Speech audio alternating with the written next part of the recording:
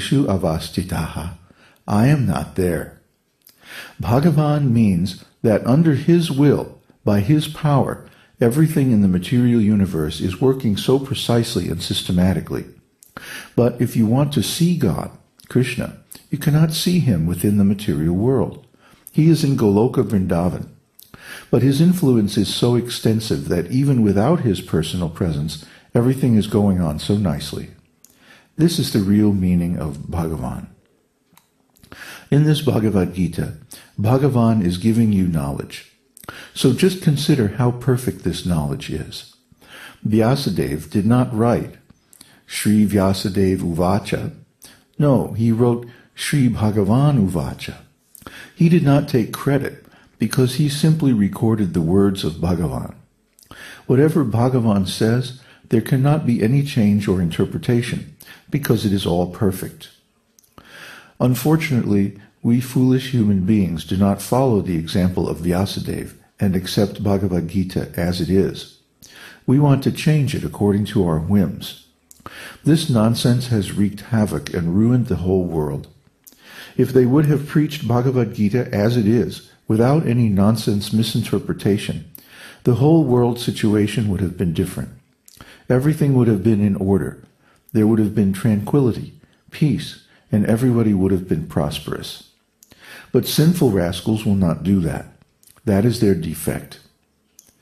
Therefore, our tiny effort is to present Bhagavad-gītā as it is. This is the mission of the esoteric teaching. Even now, in the present distorted condition of the world, if we accept Bhagavad-gītā as it is, then still we will be benefited. There is no doubt about it. Therefore, our appeal is that wherever in the world people are hearing this podcast, they should try to understand Bhagavad-gītā as it is, set up local study groups, and gradually develop them into nice spiritual communities based on the esoteric teaching. Then everything will be peaceful. This is the peace formula. Bhoktaram yagyatapasam sarva loka maheshwaram suhridam sarva bhutanam gyatva mang shantim richati. The sages, knowing me as the ultimate purpose of all sacrifices and austerities, the supreme lord of all planets and demigods, and the benefactor and well-wisher of all living entities, attain peace from the pangs of material miseries. Bhagavad-gītā 5:29. Suhridam sarva bhutanam.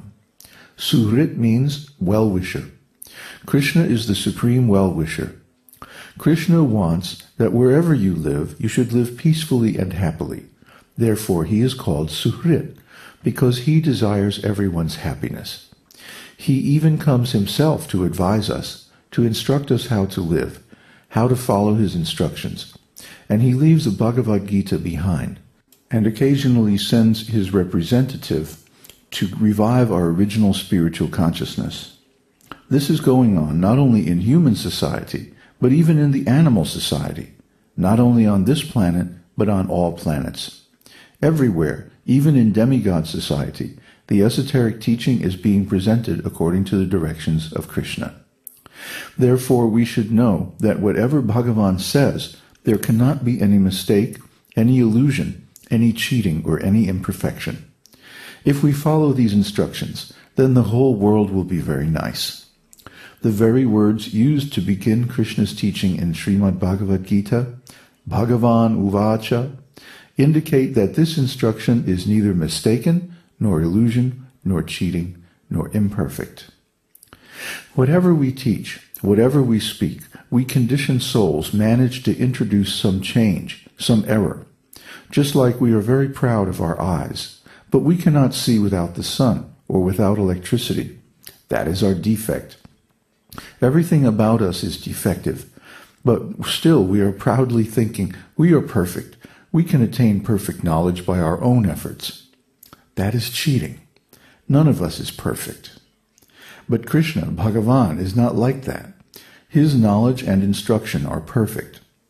And if someone thinks Krishna is also like us, then avajananti mang mudha manushim tanum ashritam param bhavam ajananto mama bhuta maheshwaram. Fools deride me when I descend in the human form. They do not know my transcendental nature and my supreme dominion over all that be. Bhagavad-gītā 9:11. Because he teaches exactly like a human being, he appears in this planet. Therefore we think he may be a little more intelligent than me, but actually he's just a human being like me. No, he is Bhagavan, and we have to accept that Krishna's instruction is perfect. Otherwise, there is no meaning to Bhagavad-gītā as it is. So in the Bhagavad-gītā, Arjuna has been speaking most of the time, and whatever he says is prefaced by Arjuna Uvacha. Now Krishna begins to speak, and his words are prefaced as Śrī-Bhagavan Uvacha. Not even Sri Krishna Uvacha. Śrī-Bhagavan Uvacha. Krishna is the person, but Bhagavan is his title, his office, his status. And Bhagavan means one who is full in opulence. So none of us can say that we are full in any opulence, not wealth, not fame, not strength, not beauty, not knowledge, and not renunciation.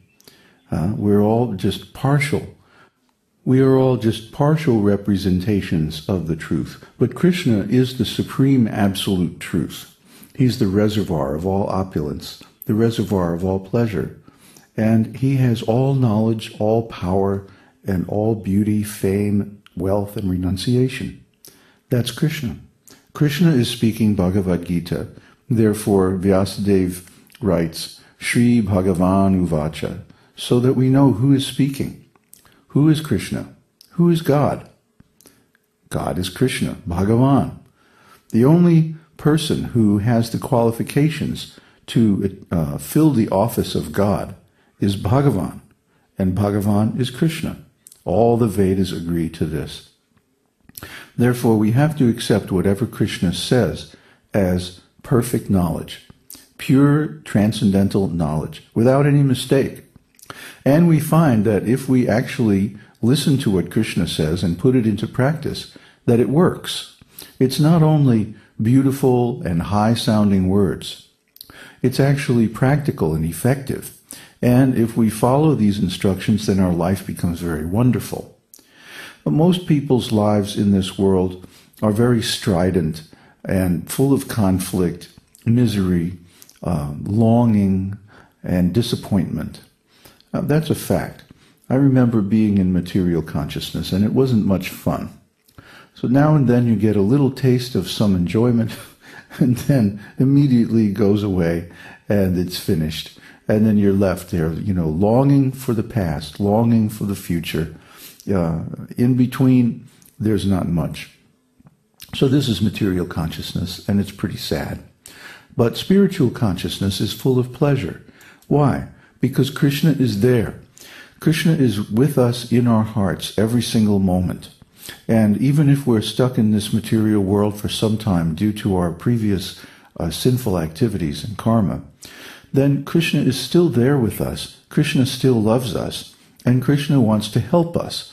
So he can give us the proper advice that we need to advance spiritually and gradually cleanse ourselves of material contamination and attain our perfect spiritual body.